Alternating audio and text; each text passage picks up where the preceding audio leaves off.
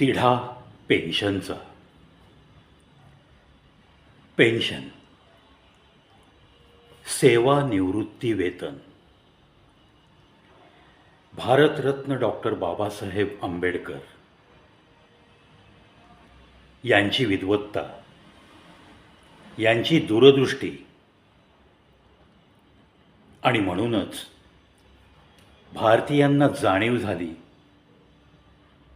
ती म्हणजे आठवड्यात एक सुट्टी हवी. ती म्हणजे 8 ते 9 तासाच्या वर काम नकोय. अदरवाईज गुलामगिरीची सवय लागलेला हा भारतीय समाज खूप कष्ट करायचा आणि माफक वेतन घेऊन आपल्या झोपडीत परतायचा. भारतरत्न डॉक्टर बाबासाहेब आंबेडकर यांची दूरदृष्टी, परंतु आपल्या राज्यकर्त्यांची वक्रदृष्टी 1 नोव्हेंबर 2005 पासून old pension scheme totally stop झाली. नवनवीन संकल्पना सरकार राबवू लागलं. मग कुठे अंशदान निवृत्ती वेतन म्हणजे सेल्फ कॉन्ट्रीब्युशन तुम्ही करायचं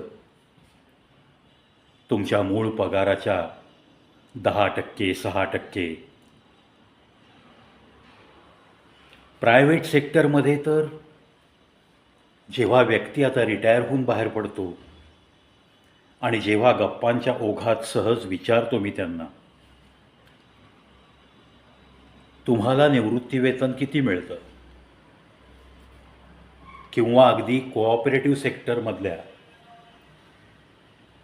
काही बँकेतून रिटायर झालेल्या एम्प्लॉईजला विचारतो आणि जेव्हा हा पेन्शनचा आकडा मी 1800 रुपये, 4000 रुपये असा ऐकतो तेव्हा खरंच मनाला यातना होतात. एखाद्या व्यक्ती गव्हर्नमेंट सेक्टरमध्ये लागू दे किंवा प्रायव्हेट सेक्टरमध्ये लागू दे किंवा कोऑपरेटिव्ह सेक्टरमध्ये कामाला लागू दे, आपण असं गृहीत धरू फॉर ओपन क्लास तो जास्तीत जास्त 30व्या वर्षी नोकरीला लागला. मग 58 आणि 60 या रिटायरमेंटच्या आयुर्मर्यादा आहेत. म्हणजे 28 ते 30 वर्ष एखाद्या संस्थेसाठी इमाने इतबारे राबून सुद्धा भारतरत्न डॉक्टर बाबासाहेब आंबेडकरांच्या विचारांना बाजूला सारून वाढती लोकसंख्या, वाढता इन्फ्रास्ट्रक्चरचा खर्च, सरकारी तिजोरीवरचा ताण, सरकारला असलेलं कर्ज अशी काही बाष्फळ कारणं देऊन लोकहिताच्या योजना हळूहळू बंद होत गेल्या. याचं मोठं दुःख आहे. आणि याच्या विपरीत, याच्या विरुद्ध जर विचार करायचा झाला तर सध्या प्रयत्न चालू आहेत, जे काही 577 ते 580, 583 मेंबर ऑफ पार्लमेंट आहेत, खासदार आहेत, त्यांची संख्या 817 पर्यंत वाढवण्यासारखी सगळी योजना डोक्यात सुरू आहे. पगार भत्ते, बाकीची बिलं, प्रवास बिलं, मोफत उपचार, हा सगळा खासदार आणि मंत्री लोकांचा खर्च जर बघितला ना तर जनसामान्यांच्या हिताची असलेली ही पेन्शन योजना याच्याकडे वक्रदृष्टी देण्याची गरज नव्हती. सरकारी कार्यालयांचं प्रायव्हेटायझेशन, रेल्वेसारखा सगळ्यात मेगा भरती करणारा सेक्टर, त्याचं सुद्धा आजकाल 30 ते 40% कॉन्ट्रॅक्ट बेसिसवरती काही कामं देऊन टाकली. एम्प्लॉयमेंट सोर्स कमी झाला. कर्मचारी जर नेमला तर तो काम नीट करत नाही. मग त्याला रजा असतात, मग त्याला सगळ्या फॅसिलिटी द्यायच्या, मग त्याला प्रॉव्हिडंट फंड द्यायचा, ग्रॅच्युटी द्यायची.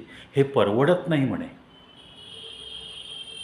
अशी कारणं देणाऱ्या सरकारला, कोणतंही सरकार असो, त्या सरकारमध्ये काम करणाऱ्या व्यक्तींना जर समजा आज 21 वर्ष झाली, सरकारी नोकरीचं आकर्षण जे सेवानिवृत्ती वेतन मिळायचं तेच या लोकांनी खाऊन टाकलं. मग आउटसोर्सिंग सुरू झालं आणि मग ओल्ड पेन्शन स्कीममधले हळूहळू जे लोक देवाघरी गेले त्याच्यानी तिजोरीवरचा ताण कमी झाला. नॅचरली काळ जसा जसा पुढे जाईल तसे तसे ही पेन्शनर लोकांची संख्या नक्की घटत जाणार आणि ओल्ड पेन्शन स्कीम बंद असल्यामुळं तिजोरीवरती परत काही ताण येणार नाही. प्रायव्हेटायझेशन, आउटसोर्सिंग, कॉन्ट्रॅक्ट बेसिस याच्यानी गरजा भागवत सरकार जर चालवत असतील तर मग आपल्या या सिनियर सिटीजन, वरिष्ठ नागरिक,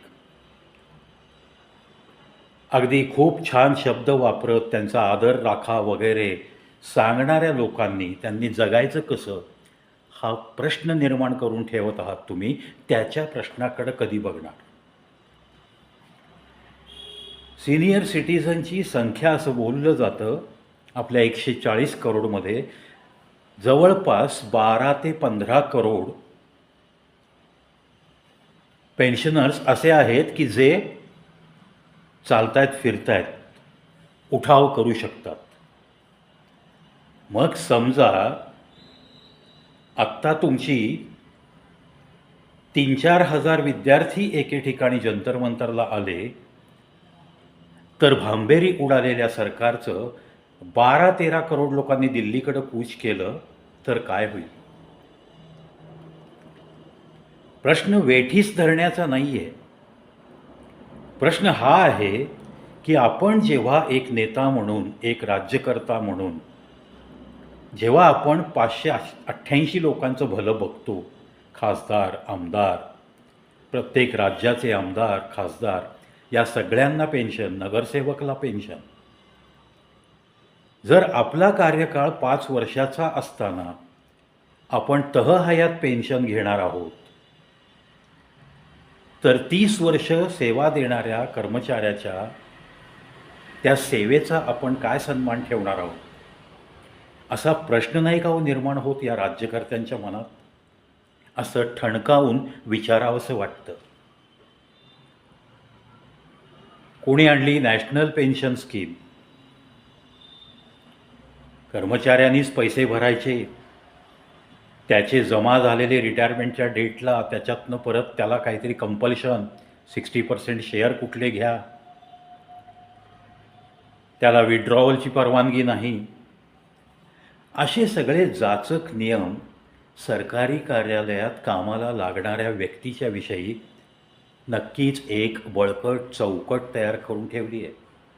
आणि ही बळकट चौकट जर मोडायची असेल आणि जर डॉक्टर बाबासाहेब आंबेडकरांच्या दूरदृष्टीचा सन्मान राखायचा असेल तर मात्र एकत्रितपणे लढा देण्याशिवाय पर्याय नाही.